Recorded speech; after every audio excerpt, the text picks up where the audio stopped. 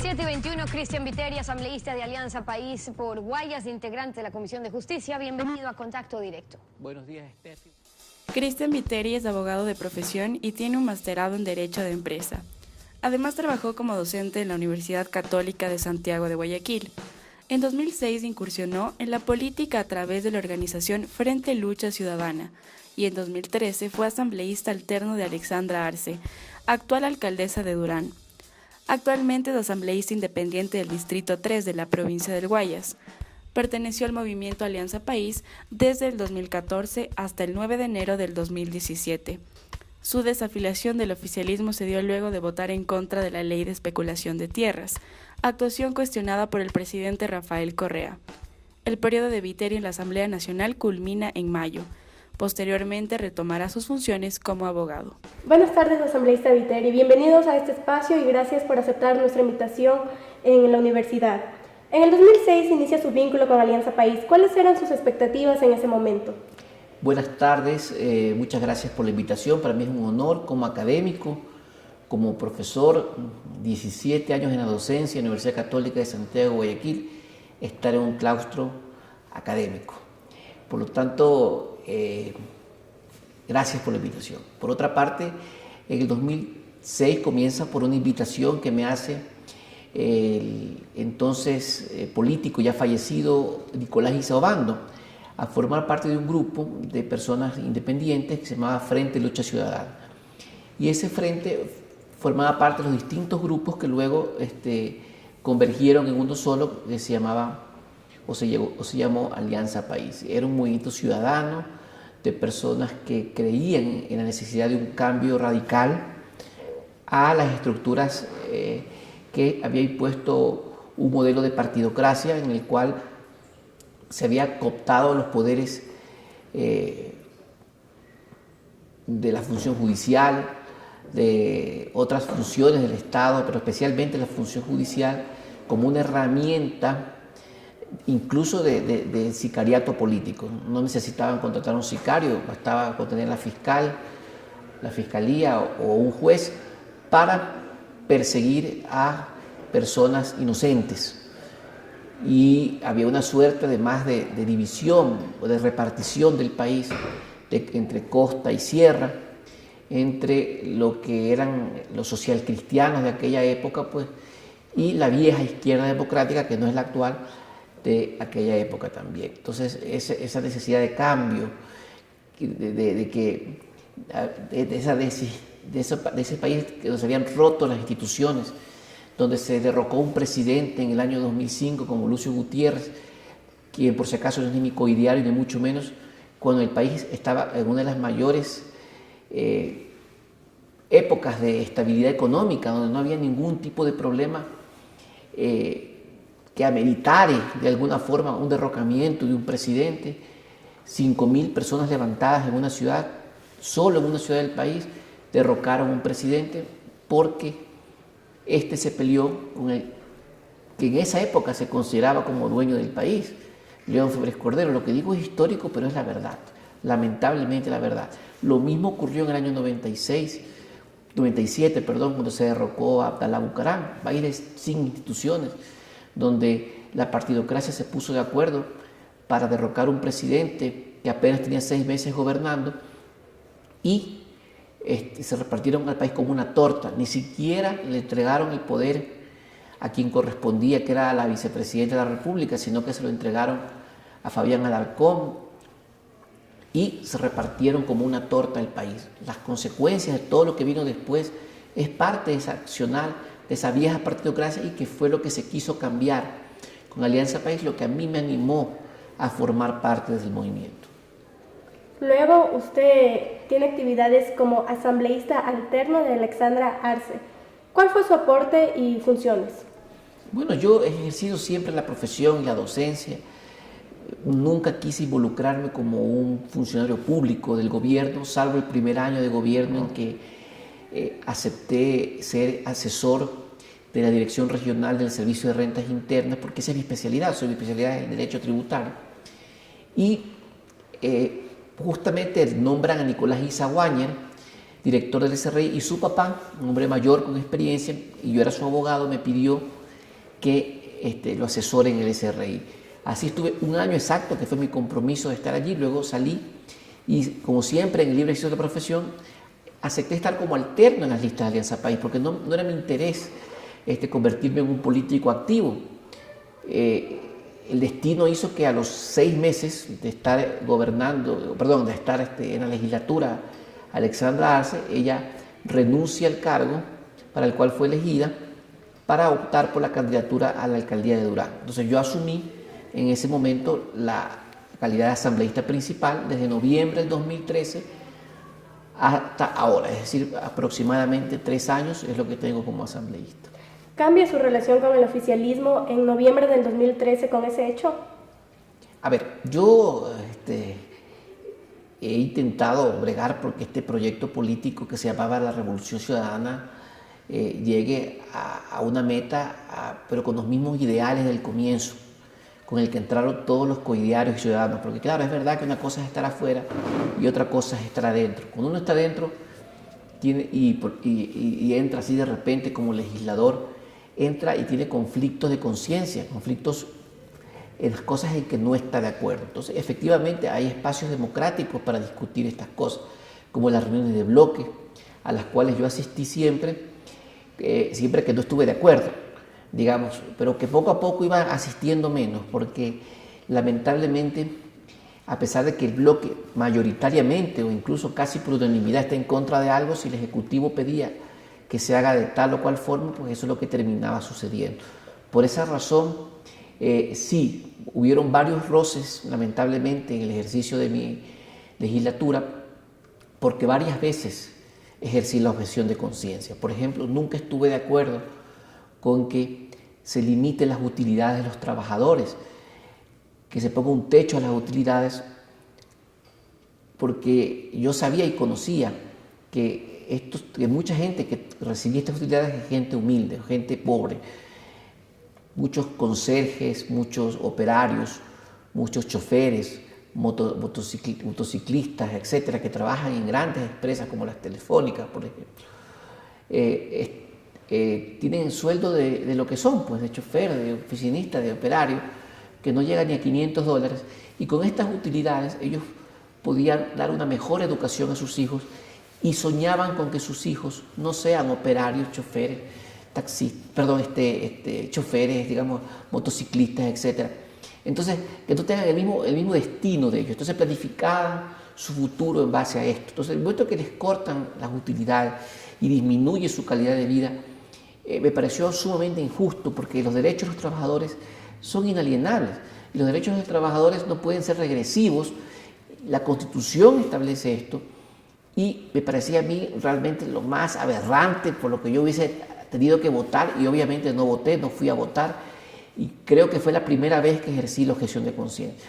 Y luego la vine ejerciendo en algunos casos, en algunas leyes, hasta que, pues ya me tocó incluso, como en el caso de la famosa ley de plusvalía, votar, ir, y ya no solo ausentarme, sino ir y votar en contra, ¿no? Lamentablemente, pues eso es lo que se llama ejercer un derecho constitucional que está establecido en el artículo 66 de la Constitución, el derecho a la objeción de conciencia, así como el derecho a la libertad de expresión.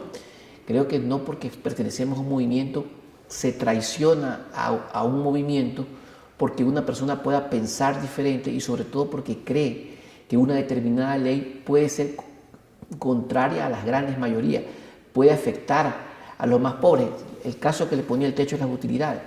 Hoy estamos en 2017, esta ley se aprobó en el 2015, y fíjese usted cómo hasta ahora esos conserjes, esos operarios, esos choferes siguen teniendo sueldos de conserjes, operarios, choferes, etc.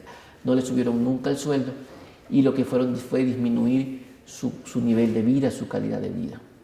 Justamente esta ley de justicia laboral, usted menciona que es un atentado contra los derechos humanos. De los trabajadores. De los trabajadores. No de los derechos humanos, un atentado contra los derechos de los trabajadores.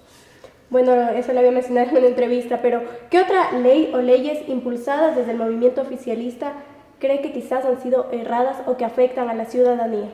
Bueno, yo creo que uno puede equivocarse también, ¿no? Y puedo a lo mejor tener un concepto errado de que yo creo que es algo errado y no necesariamente lo es. por ejemplo, no estuve de acuerdo con la ley solidaria de establecer el aumento del IVA. Creo que podíamos haber establecido otras alternativas para ayudar a los damnificados de Manabí y Esmeraldas. De hecho, yo propuse un impuesto especial para los activos en el exterior y se lo agregó, y ha sido lo que más ha recaudado, más que el aumento del IVA, que tiende a ser regresivo. No ha causado un gran impacto en la economía, debo reconocerlo. Sin embargo, tampoco estuve de acuerdo y tampoco fui a votar. Y le digo la verdad, quisiera traerme a memoria el caso, pero por lo menos son 5 o 6 leyes las cuales yo no estaba de acuerdo, pues, y simplemente no he ido a votar porque simplemente no he estado de acuerdo.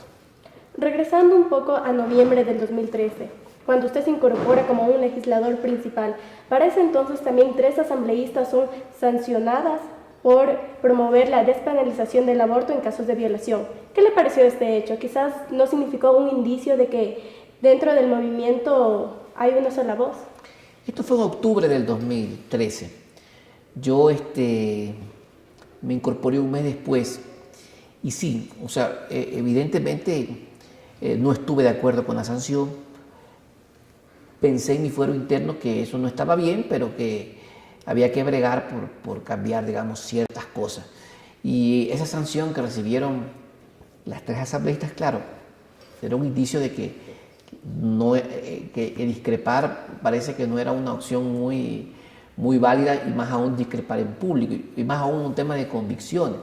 Yo, por ejemplo, tengo una convicción muy fuerte respecto al tema del aborto. Yo considero que debe respetarse la vida de la concepción. Y creo que el presidente de la República, en haber defendido a la vida desde la concepción, no se ha equivocado.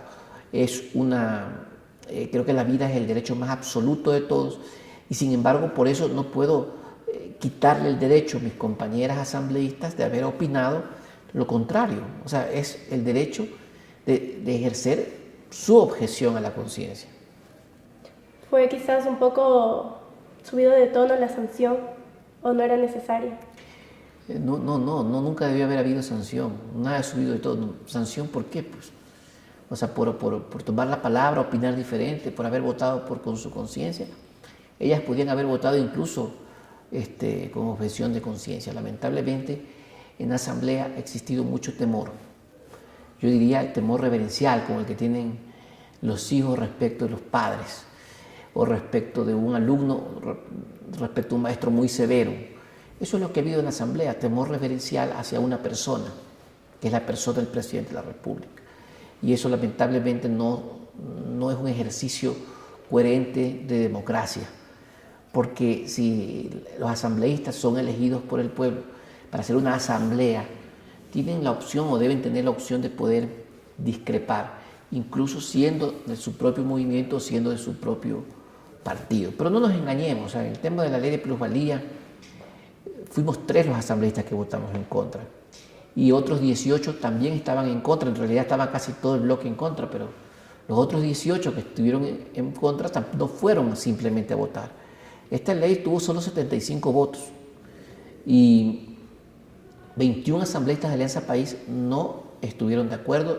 3 expresamos el voto en contra allí y otros 18 no fueron a votar. El expediente disciplinario se arma solamente contra mí por haber ejercido la opción de conciencia en otras cosas, como por ejemplo en la fiscalización, en hacer públicos los casos de corrupción y haber expuesto la corrupción y haber destapado la corrupción de Petroecuador el mismo día que se sentó enfrente de la Comisión de Justicia Carlos Pareja Llanuselli, el 8 de junio del 2016. Esta fecha es clave, porque teníamos 1 mes y medio de investigación, y con ese 1 mes y medio de investigación prácticamente se puso al descubierto ya la gravísima red de corrupción que existía en Petroecuador y que hoy pues, el país es testigo. Yo creo que ese fue el detonante. En realidad pues, el tema de la ley de plusvalía fue un pretexto simplemente para separarme ya de alguien que se considera incómodo dentro de un movimiento pues, que yo también ingenuamente creí que le hacía un bien. Yo creí que le hacía un bien porque mucha gente, por no decir la gran mayoría del Ecuador, de los que hacen opinión, decían que Alianza País no se fiscaliza o no se permitía la fiscalización. Y yo quería demostrar lo contrario. Y de hecho, hasta ingenuamente hice un video casero, grabamos un video que lo subimos a redes sociales, lo subimos al Facebook, al Twitter, y yo decía que yo represento la fiscalización en Alianza País. Una ingenuidad mía, pues, ¿no? Y decía que tenía el respaldo de mi bloque, además, porque pensé que lo tenía, porque se me acercaban mis compañeros a Bicurul y me decían: te respaldamos, estamos bien, que luches contra la corrupción. Pero yo, en el fondo, me daba cuenta, me estaba autoengañando, porque eso era lo que me decían a mí, pero nunca vi que esas mismas declaraciones se hayan hecho hacia el exterior. Y evidentemente terminé luchando solo contra la corrupción. Y digo solo porque también la oposición que hemos tenido en esta asamblea ha sido lo más mediocre y vaga. No presentó ni una sola prueba, ni un solo documento en la investigación que se hizo en los Panama Papers. El único que presentó documentos incriminatorios fui yo, nadie más. Y esa es la verdad. Los alumnos, los estudiantes que tengan interés en investigar pueden buscar en la página web de la asamblea y darse cuenta quién fue la única persona que aportó con documentos en el informe del 9 de agosto. Después del 9 de agosto ha habido muchísimas cosas más que hemos investigado y hemos presentado la denuncia a la Fiscalía. Soy el único asambleísta que ha presentado la denuncia con su puño y letra por lavado de activos. 2 denuncias, el 2 de septiembre y el 24 de noviembre. Y además ya hice hasta el reconocimiento de firma, pudiendo asumir el gravísimo riesgo de que las denuncias puedan ser declaradas maliciosas y temerarias. Pero las pruebas son tan contundentes que estoy seguro que eso no va a suceder, que he actuado con absoluta responsabilidad y he cumplido. Al final del día me voy con la conciencia tranquila de haber ejercido mis funciones con responsabilidad, legislar y fiscalizar. ¿Cuál ha sido el problema de esta asamblea? Que creo que se ha legislado bien, se ha hecho muy buenas leyes para el país, que el país necesitaba pero no ha fiscalizado.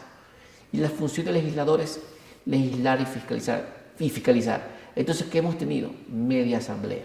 Hemos tenido media legislatura en el país. Y eso, pues lamentablemente, pues al tener media asamblea, hemos tenido una institución minusvalorada, como ha sido la Asamblea Nacional. Entonces, asambleísta, su proceso o su desvinculación del movimiento es por los avances en los casos de corrupción, más no por la ley de plusvalía. No tengo la menor duda de eso. Sin embargo, pues el presidente de la República, en un exabrupto, además de insultarme en una sabatina, pide mi expulsión públicamente e inmediatamente Doris Solís da una declaración de que se va a proceder de inmediato porque no hace falta un proceso. Yo digo, mire, parece que estuviera dueño del movimiento con una declaración porque ella inmediatamente lo va a acatar, me abre un expediente disciplinario y un martes, el primer martes hábil, 3 de enero de este año, porque estos insultos fueron el 31 de diciembre, me llega una notificación a las 3 de la tarde que debía responder hasta las 5.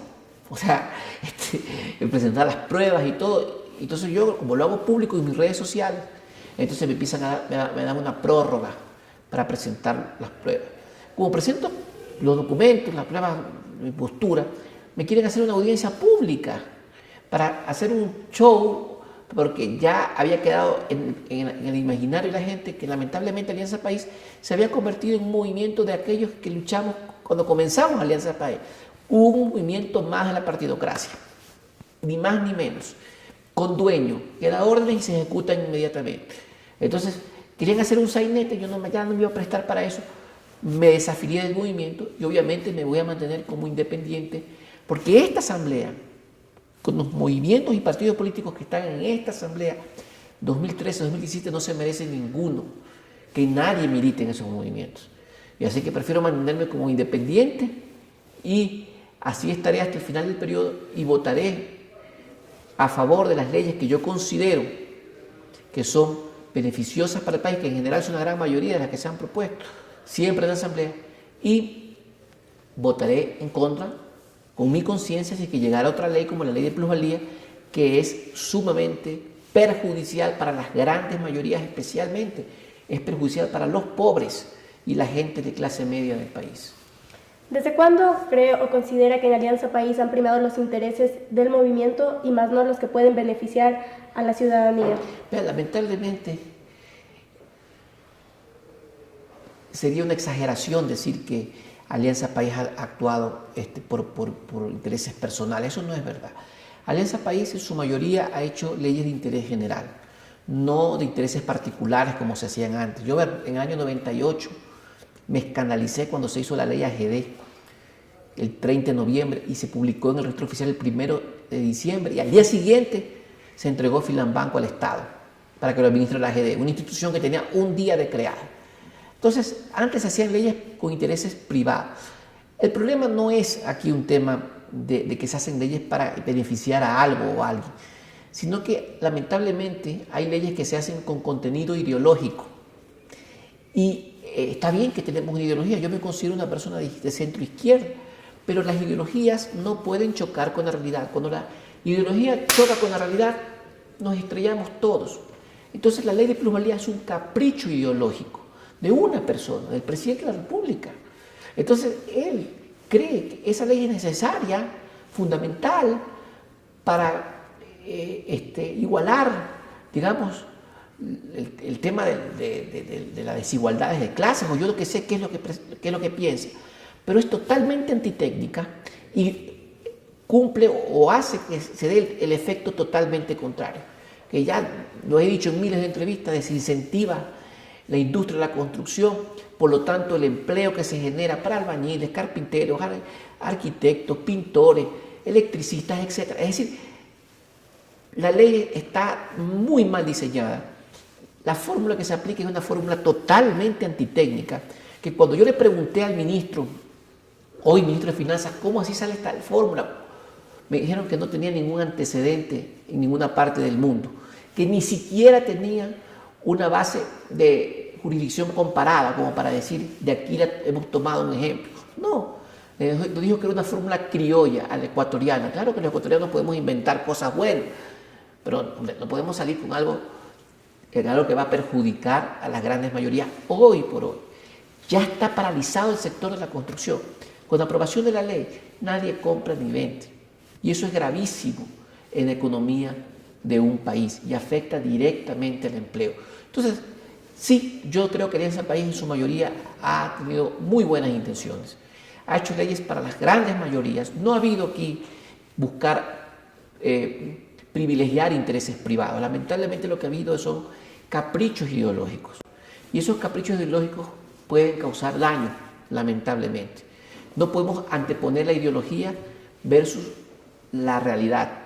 Es verdad que tenemos que muchas cosas actuarlas en función de nuestra ideología, pero no podemos por eso perjudicar a la sociedad creyendo que nuestra ideología debe imponerse ante algo que antes de irme de presidente tengo que dejar esto porque con esto ya le pongo la cereza al pastel, digamos, del contenido ideológico que quiero poner. Y esos caprichos ideológicos hacen muchísimo daño, no en esta sociedad, sino en cualquier sociedad y en cualquier parte del mundo.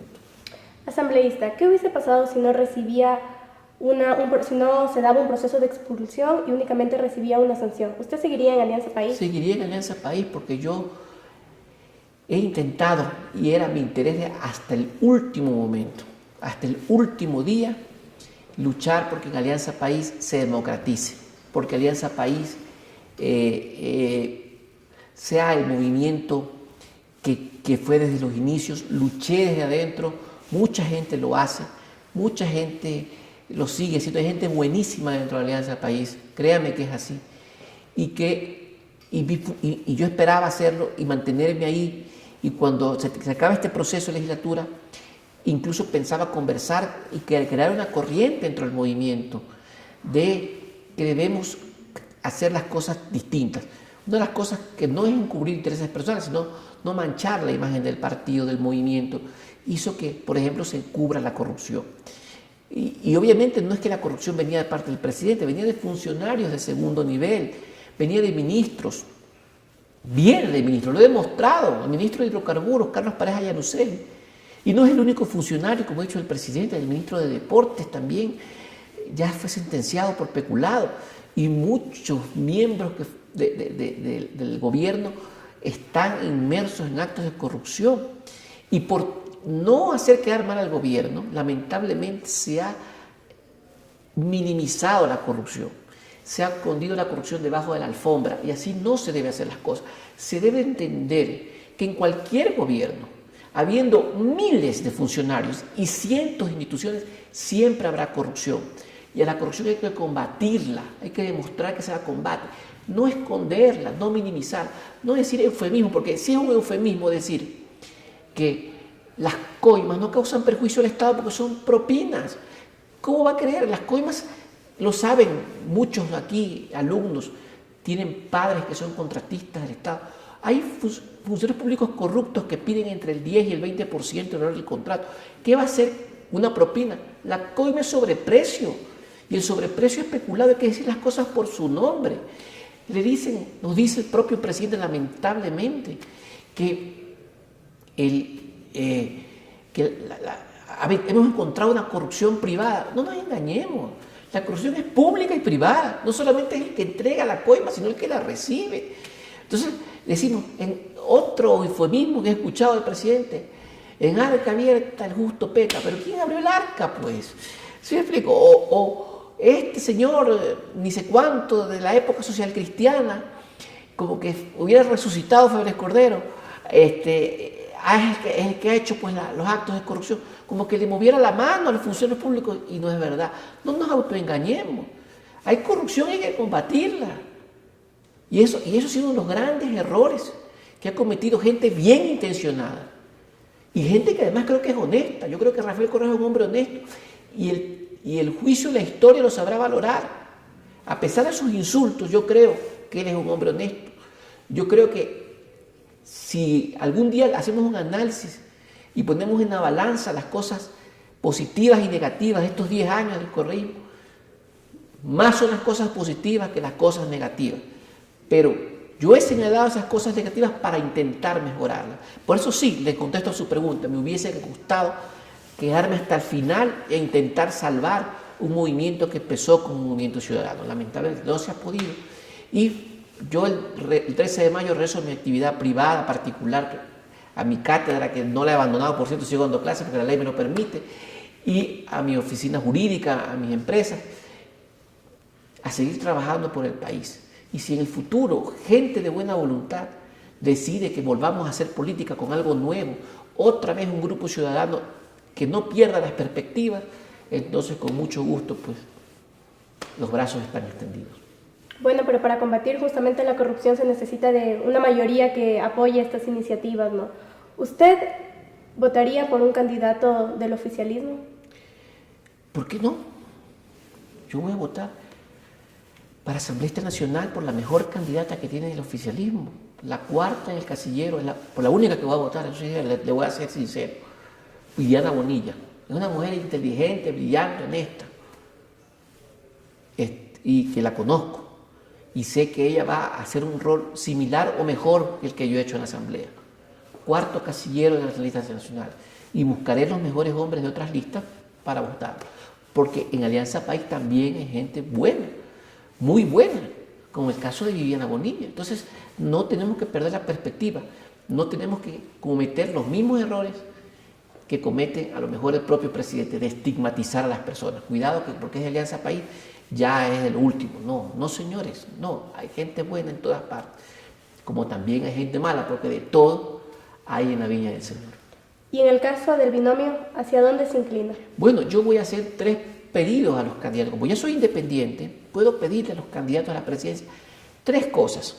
Primero, el que ofrezca, el que se comprometa, pero no que ofrezca, que se comprometa seriamente a devolverle el techo de las utilidades a los trabajadores, el que se comprometa a darle el respaldo, mejor dicho, a cambiar, a modificar esta ley de plusvalía, con pequeñas modificaciones, como por ejemplo, en vez de que se calcule con una tasa pasiva, se calcule con una tasa activa, para que los ciudadanos de clase media y clase baja no se vean perjudicados, y el que presente un plan coherente, verdadero, real, de lucha contra la corrupción, tendrá mi voto. No me va a ver usted con una camiseta saltando por ningún candidato, pero sí puedo decir públicamente, quien haga estas 3 cosas, yo públicamente puedo decir, por esta persona voy a votar. Pero bueno, ya en esta época electoral todos prometen eso, la mayoría promete. No, es que yo no le he escuchado a ninguno de los 3 a ninguno de los 8 candidatos decir estas 3 cosas. Estas son las cosas que nosotros planteamos para que poder inclinar nuestro respaldo hacia un determinado candidato.